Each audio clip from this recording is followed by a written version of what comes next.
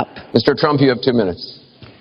It is such a great question, and it's maybe the question I get almost more than anything else outside of defense. Obamacare is a disaster. You know it. We all know it.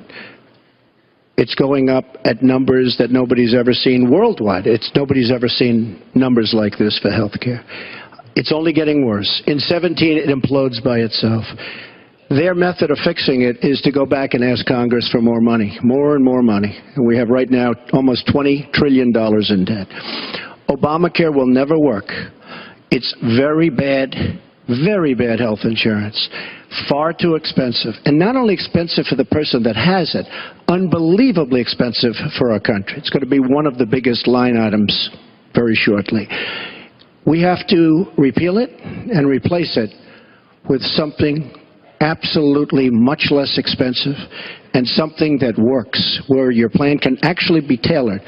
We have to get rid of the lines around the state, artificial lines, where we stop insurance companies from coming in and competing because they wanted, President Obama and whoever was working on it, they want to leave those lines because that gives the insurance companies essentially monopolies. We want competition. You will have the finest health care plan there is. She wants to go to a single-payer plan, which would be a disaster, somewhat similar to Canada.